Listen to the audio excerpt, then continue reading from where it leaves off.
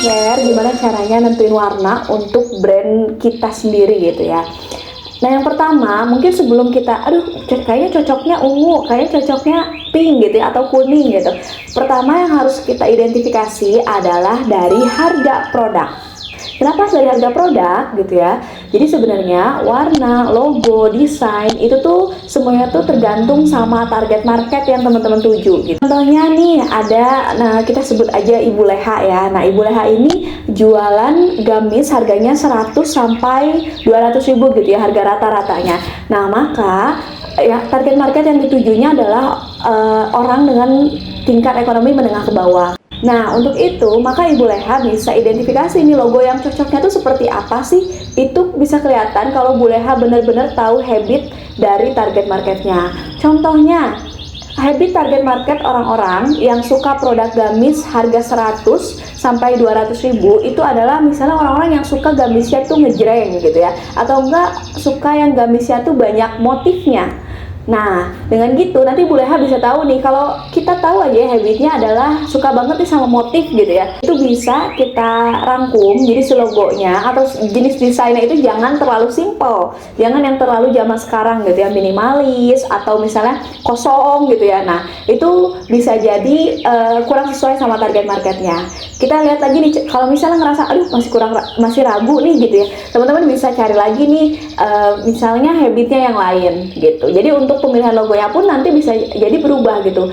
Lihat lagi nih logonya, apakah cocok dengan versi minimalis atau teman-teman bisa pakai yang versinya agak-agak unik gitu ya, atau agak-agak pakai tulisan yang lebih handwriting gitu ya, atau yang lebih lebih banyak liuk-liuknya.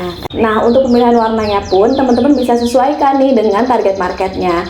Apakah cocok nih kalau misalnya kita pakai warna-warna yang minimalis, atau misalnya cocok kalau kita pakai warna yang ngejreng. Tapi kayaknya kalau ngejreng kayaknya kurang cocok gitu ya. Nanti gimana sih kita cara nentuinnya? Nanti aku bahas setelah ini ya. Nah, kalau kita udah tahu nih ya target market kita adalah orang yang seperti apa, di kelas yang mana, terus harga-harga produk kita tuh tetap konsisten di harga segitu, maka yang sekarang kita akan bahas adalah warna-warna yang cocok gitu ya untuk bisnisnya teman-teman. Pertama, aku bakal kasih tahu teman-teman arti-arti dari warna yang ada gitu ya. Nanti teman-teman bisa cari tahu sendiri nih, aku cocoknya bisnis aku tuh pakai warna apa gitu ya. Lihat juga dari target market yang tadi dan juga value produknya ya. Yang pertama warna merah. Nah, warna merah ini biasanya warna-warna yang memfilosofikan sesuatu yang kuat, bertenaga, bergairah, kehangatan gitu ya, cinta gitu ya. Kadang-kadang kalau kita misalnya lihat sesuatu yang romantis gitu ya, biasanya kan identik juga sama warna-warna merah gitu. Jadi kalau teman-teman yang produknya butuh romansa gitu ya, atau butuh sesuatu yang berenergi banget, itu bisa coba pakai warna merah. Yang kedua adalah warna biru. Nah, warna biru ini memiliki arti kepercayaan, keamanan, teknologi, dan perintah. Jadi kalau teman-teman bisnisnya yang di bidang teknologi, yang selalu ada upgrade, nah itu bisa pakai warna biru untuk si logonya atau untuk keseluruhan desainnya gitu. Yang selanjutnya adalah warna hijau. Warna hijau ini ngasih kesan alami, ketenangan, kehidupan, progres gitu ya, kemajuan. Nah, jadi kalau teman-teman yang misalnya punya bisnisnya aku 100% alami gitu ya, atau misalnya punya skincare yang 100% dari bahan herbal gitu, nah itu bisa pakai warna hijau. Yang selanjutnya adalah warna kuning. Warna kuning ini punya arti optimisme, kehangatan gitu ya, semangat dan harapan gitu. Jadi kalau teman-teman yang biasanya ingin membangkitkan semangat seseorang gitu ya lewat bisnisnya teman-teman, itu bisa pakai warna kuning. Bahkan ini juga sekarang udah banyak ya bisnis kuliner yang pakai warna kuning. Nah, yang selanjutnya adalah warna ungu. Warna ungu ini punya sifat keagungan gitu ya, kreativitas. Jadi teman-teman yang kerja di bidang kreatif gitu ya, pasti lebih kreatif sih sebenarnya, tapi warna ungu ini bisa jadi rekomendasi warna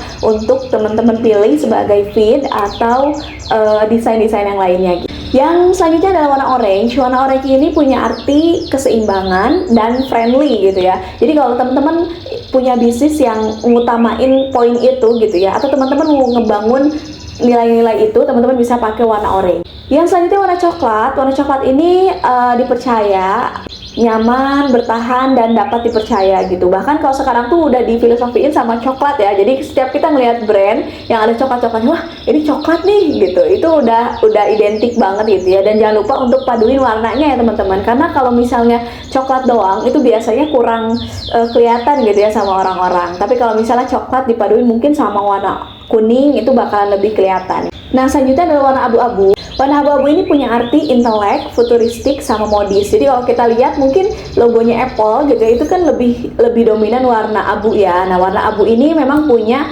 arti futuristik. Jadi kayak apa ya? Mungkin beberapa langkah lebih maju. Nah selanjutnya ada warna putih. Warna putih ini ngasih kesan suci, kebersihan, kecermatan. Nah kalau warna hitam itu ngasih kesan bijaksana, kekuatan, dan kemewahan. Jadi rangkumannya untuk video kali ini adalah yang pertama harus teman-teman tahu banget adalah lihat dari harganya, terus diklasifikasiin target marketnya.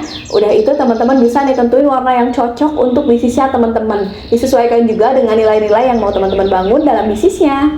Oke, sekian video dari aku. Kalau teman-teman kepikirannya logonya warna apa, atau teman-teman yang udah punya logo, boleh komen di bawah logonya warna apa dan kenapa teman-teman milih logonya warna itu gitu ya. Kita diskusi di kolom komentar. Sip, terima kasih. Itu aja video dari aku. Semoga bermanfaat dan selamat praktek.